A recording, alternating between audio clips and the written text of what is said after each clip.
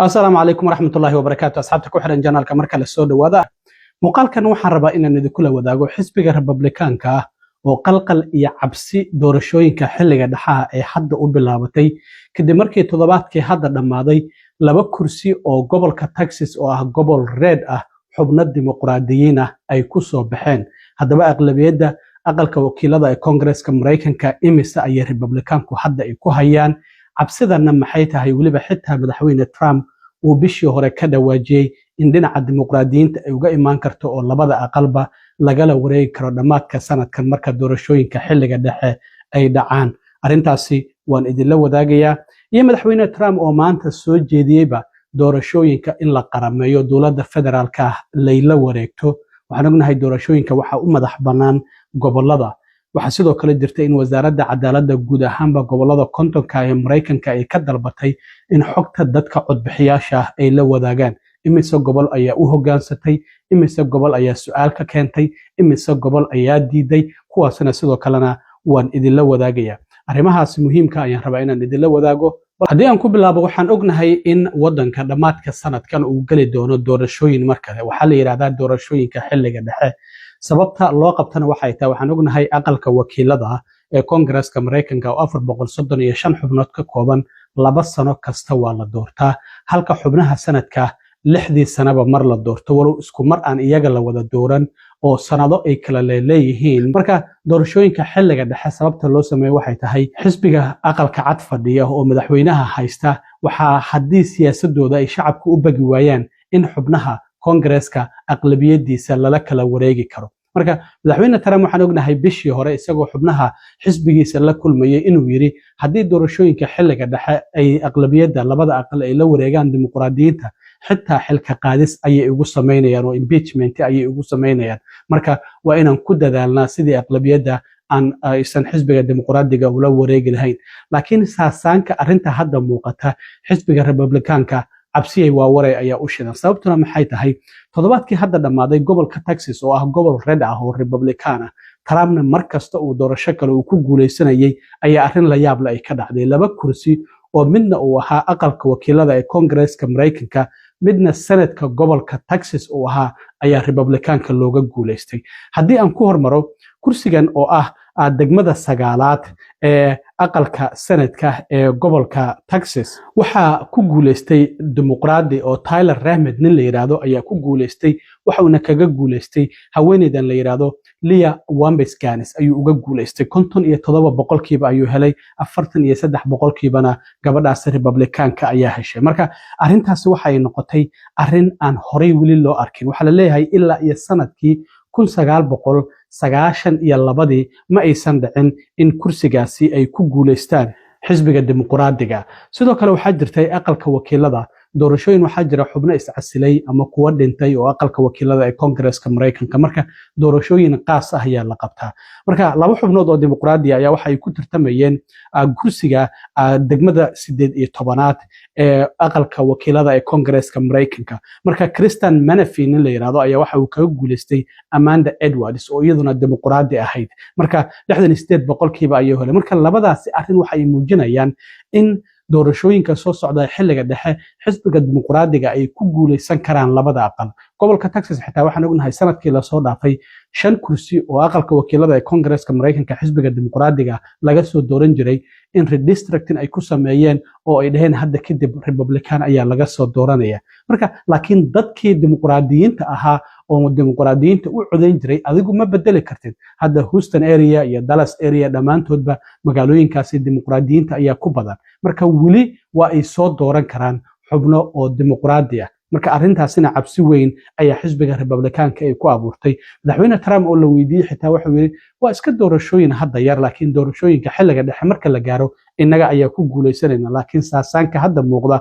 arintaasi ma socoto marka aqalka wakiilada hadda 4 xubnood oo kaliya ayay ka sareeyaan xisbiga Republicaanku xisbiga dimuqraadiga dimuqraadiyiintu 214 kursi ayay haystaan Republicaankuna 218 kursi ayay haystaan welina waxaa jirta kuraas harsan doorashooyinkooda inta uusan sanadkan dhammaan hadda waxaa kamid ah Marjorie Taylor Greene oo bishii January ee hadda la soo dhaafay 5teedii iscasishay oo gobolka Georgia iyo kuwa kale ayaa jira oo iyaguna dhici doono oo la filayo in dimuqraadiyiintu laga yaabo inay kuraas ka helaan marka inta uusan sanadka dhammaanba ayaa laga yaabaa aqlabiyadda aqalka wakiilada ee Kongareeska Mareykanku inay si aadaha isugu dhawaato marka maxaad filaysaa haddii doorashooyinka xilliga dhexe la gaaro waxaa laga yaabaa aqlabiyad weyn inay aqalka wakiilada ku qabsadaan sanadkana maadaama hadda 7 xubnood laga sarreeyo in iyaguna ay la wareegaan amaba ay awooddu sinaato oo 50 iyo 50 ay noqoto iyadoo arrimahaasi ay jiraan ayaa madaxweyne Trump waxa uu maanta sheegay arrin la yaab leh oo xitaa qaar ka mid ah xubnaha Kongareeska ay ku tilmaameen arrintan aan macquul ahayn Trump ayaa waxa uu sheegay in loo baahan yahay in goobaha codbixinta ee doorashooyinka ay xisbiga Republikaanku ay la wareegaan amaba guud ahaanba wadanka doorashooyinkiisa la qarameeyo dastuurka wadanka Mareykanku waxa uu ogolaanayaa in gobol kastaba uu madax bannaan yahay doorashadiisa dowladda federaalku faragelin iyo kormeer ay ku leedahay laakiin ma ahan micnaheedu in ay doorashooyinka dowladda federaalku ay qabanayso marka Trump waxa uu leeyahay ugu yaraan 15 goobood oo goobaha codbixinta waa in Republikaanku ay la wareegaan macnaha arrintaas waxay tahay arrin la yaab leh waxa uu leeyahay waa in la qarameeyaa oo federaal laga dhigaa doorashooyinka oo dowladda federaalka ay maamushaa marka Trump cabsidiisu halkaas ayay maraysaa in doorashooyinka xilliga dhexe looga guuleysto Trump xitaa doorashadii sanadkii 2020 uu Biden kaga guuleystay weli ma uusan ka sabrin waxa uu leeyahay aniga ayaa ku guuleystay hadda toddobaadkan dhamaadkiisii waxaa dhacay degmada Fulton County ee gobolka Georgia oo ah degmadii Trump oo xeeraryaha gobolka Georgia uu ka codsaday yiri 11,000 oo cod ii soo hel isla markaana xitaa dacwad faragelin doorasho lagu soo ogay walow markuu madaxweynaha noqday meesha laga tuuray ayaa waxa uu u diray ciidamada FBI-da waxa baaritaan ay ku sameeyeen dhammaanba codbixintii ayay qaateen waraaqihii codbixinta mashiinadii meel ay la tageen ilaa mas'uuliyiinta doorashooyin gobolka Georgia ma naqan ay leeyihiin marka Trump waxa uu leeyahay codadkii la iga xaday ayaan doonayaa in halkaasi aan ka soo saaro marka waxa uu leeyahay dadna dacwad ayaa lagu soo oogi doonaa Trump marka 2020 oo hadda 6 sano ay ka soo wareegatay wali doorashooyinkaas ama 5 sano ay ka soo wareegatay wali ma uusan ka sabrin oo waxa uu leeyahay doorashadaasi waa la iga xaday marka arrintaasina sidoo kale waa ay jirtaa dhinaca kale in wasaaradda cadaaladda ayaa waxay dhammaanba gobolada Mareykanka ay ka codsatay in liiska xogta dadka codbixiyaasha ay goboladu ay la wadaagaan arrintaasi oo iyaduna arrin ah faragelin oo goboladu iyagu ay u madax bannaan yihiin doorashooyinka sida aan idin sheegay hadda ugu yaraan 44 gobol oo caasimadda DC ku jirta ayaa waxa ay heleen codsigaasi uga yimid dhinaca wasaaradda cadaaladda oo ah in voter registration listiga dadka codbixiyaasha ee diiwaan gashan inay u codeeyaan in ay la wadaagaan arrintaasi waxa ka mid ah dadka waxyaabaha ay doonayaan inay hesho wasaaradda cadaaladda dadka social security numberkooda lesinkooda ayaa laga doonayaa dhammaanba in la helo marka ilaa iyo 11 gobol ayaa hadda intooda badan u hoggaansamay oo goboladaasi gobolada Republikaanka ay u badan yihiin ama way u hoggaansameen amaba sidoo kale qayb ka mid ah codsigaasi wasaaradda cadaaladda uga yimid ay u hoggaansameen goboladaasi waxa ka mid ah Alaska, Arkansas, Indiana, Kansas, Louisiana, Mississippi, Nebraska, South Dakota, Tennessee, Texas iyo Wyoming dhammaanba hadda goboladaasi waa ay u hoggaansameen oo xogtii dadka codbixiyaasha wasaaradda cadaaladda waa ay ku wareejiyeen sidoo kale wasaaradda cadaaladda waxa ay dacweynaysaa 24 gobol oo diiday inay xogtooda la wadaagaan goboladaasina gobolada dimuqraadiga ay u badan yihiin waxa ka mid ah caasimadda DC ayaa ka mid ah oo iyadu gobol ma ahan laakiin 24 kale waxa ay yihiin oo diiday in wasaaradda cadaaladda ay ku wareejiyaan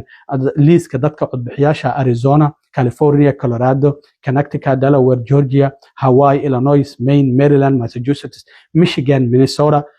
waa ay ka mid tahay sababta hadda